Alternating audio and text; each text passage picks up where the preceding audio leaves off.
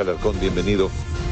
En estos momentos pues hay tanta confusión ideológica porque muchos piensan que esta Asamblea Constituyente debe prácticamente demoler con todo el constitucionalismo hasta hoy y empezar desde cero, mientras otros más bien creen que hay que complementar las conquistas del constitucionalismo hasta hoy con las necesidades y requerimientos de la sociedad actual.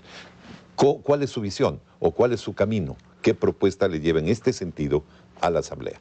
La sabiduría popular dice, echa la ley, echa la trampa. Y no ha habido constitución más tramposa que la de 1998. No solo porque legalizó y autorizó el feriado bancario 8 meses antes de que Maguad lo dictara, sino porque es una constitución realmente perversa. Solo permítame leer. Entonces, habría que, usted está con el concepto aquel de que hay que empezar de nuevo desde cero. Prácticamente. Porque dicen que esa constitución tiene en la parte dogmática cosas muy de avanzada y muy buenas. Dicen eso los que no leen toda la constitución, porque si la leyeran encontrarían que la propia constitución se anula a sí misma. Por ejemplo, en una parte dice que es la ley suprema del Estado, como en la doctrina jurídica así se hace. Tiene que ser, claro. Pero luego dice que se aplicará de acuerdo con la ley. Y la ley es secundaria, pasa a ser entonces la Constitución una norma de tercer orden. Es como si se dijera, los padres mandan en la familia de acuerdo con el gusto y el capricho de los hijos, entonces ya no mandan. Y lo que es peor, habla luego de que serán los términos en que se firmen los contratos los que no pueden ser alterados ni por la ley. Entonces, los principios que dice defender son anulados por una propia constitución que le quita todo valor de ley suprema del Estado. Entonces, la corrección tiene que ser algo más profundo de lo que podríamos estar esperando los ecuatorianos, porque incluso la propuesta del gobierno dice pues que hasta el momento tenemos un sistema, un modelo que se rige en la contraposición mercado-estado, pero que no toma en cuenta otros aspectos como la cultura, el género, la diversidad, las demandas sociales, etc. Yo pensaba que a lo mejor podíamos complementar lo uno con lo otro y tener una nueva constitución. Es que las verdades a medias son mentiras completas.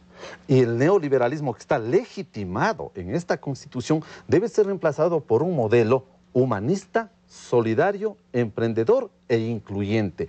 Eso permitirá superar la pobreza, la desigualdad, la corrupción y el desempleo en el que el Ecuador vive agobiado. Pero usted es partidario de poner definiciones también, por ejemplo, decir una economía socialista o facultar la estatización, cosas así, para cambiar el esquema de esta vieja constitución. No, humanista y emprendedor. O sea, que el referente de la economía y de la sociedad no sean las utilidades de las compañías extranjeras, sino el bienestar de la familia ecuatoriana, la posibilidad de trabajo de todos los jóvenes y de toda mujer y hombre del Ecuador. Eso es el humanismo. Y reconocer que cada ser humano es un emprendedor y darle las facilidades, los recursos y la capacitación para que se desarrolle y se despliegue como un creador de riqueza y en general de la sociedad. Requiere una visión histórica también del pasado, construir todo esto, tomar en cuenta lo que hemos sido, lo que hemos construido antes para llegar a este nuevo punto de definiciones. Pero ahora parece que no es así. Parece que estamos naciendo de repente a un nuevo estado de cosas. Usted acaba de acertar profundamente en un tema esencial, la identidad nacional. Aquí no se puede inventar el Ecuador del vacío, no. Tenemos que partir de nuestras raíces, y nuestras raíces nos hablan de un pueblo emprendedor. Pero esta Constitución, fíjese usted, el artículo 35, numeral 2, dice, aunque no lo crea, el Estado propenderá a eliminar los pequeños negocios populares a los que llama subocupación. Esto es perverso. Esta es la raíz que explica... Eliminarlos o convertirlos en ocupación total. Eso es lo que debería decir, pero el texto dice sería lo lógico, eliminar. ¿No? La propuesta de Libertad Lista 11 es que este artículo diga el Estado proporcionará capacitación, asesoría, crédito y garantía para que esos pequeños negocios populares progresen, crezcan, vayan desarrollándose y generen empleo, producción y servicios. Social. Pero claro, y que toda la economía y la estructura jurídica gire con ese propósito. Entonces el Ecuador será una patria de emprendedores. ¿Cómo puede ser posible que para atraer a los inversionistas extranjeros se les ofrezca 5 y hasta 10 años de exoneración tributaria? Pero cuando una mujer honrada, un hombre trabajador quiere ponerse una tiendita de barrio, la víspera le cae el municipio, la intendencia, las comisarías, la sanidad, los bomberos del SRI a exprimirle como si fueran pirañas. Nuestra posición es, ya que el Estado no ayuda, al menos no estorbe, y ya que no pone, al menos no quite. Esto es, y transformar la educación. Vea usted, nuestra educación actual es una fábrica de desempleados. Nosotros creemos que hay que cambiar para que sea una educación, un semillero de emprendedores. ¿Qué habría que poner en la Constitución? Exactamente. La educación formará y desarrollará a los emprendedores. ¿Cómo hacerlo? Capacitarlos para que se genere en ellos mismos una mentalidad emprendedora. Por ejemplo, en el jardín de infantes, con esos juegos didácticos de a las tienditas, que los niños se vayan viendo a sí mismos, como los gerentes, negociando, comprando, vendiendo, atendiendo al cliente. Y a medida que potencial, ¿no? Exactamente. Y a medida que avance en el estudio, capacitarle para que desarrolle proyectos de inversión, de tal manera que el día del grado no sea el día de la frustración, porque ahora le dan el título y ahora sí, jovencita, jovencito, salga a buscar empleo, no le da nadie empleo porque no hay. En cambio, ese mismo día del grado, tenemos que crear una circunstancia diferente. Tome el título, tome su proyecto de inversión, está aprobado, y tome el crédito. Vaya y ponga su propio negocio. Sea gerente de usted mismo. Este es el Ecuador. Vamos ahora a cuestiones un poquito más precisas con respecto a las reformas que son materia de debate hasta en las casas de los ecuatorianos. Ahora mismo hay una gran preocupación alrededor del tema del régimen de propiedad, porque el gobierno ha lanzado una propuesta que para muchos es confusa, que no está clara, y aquí todos los candidatos que en la semana anterior pasaron por aquí dijeron que la propiedad privada está en riesgo en nuestro país. Usted, que debe estar enterado de esa propuesta, ¿cómo lo ve? La propiedad es un derecho natural del ser humano. No se la puede atropellar bajo ningún concepto. Lo que sí hay que hacer es abrir la posibilidad a que todo ser humano acceda a la propiedad.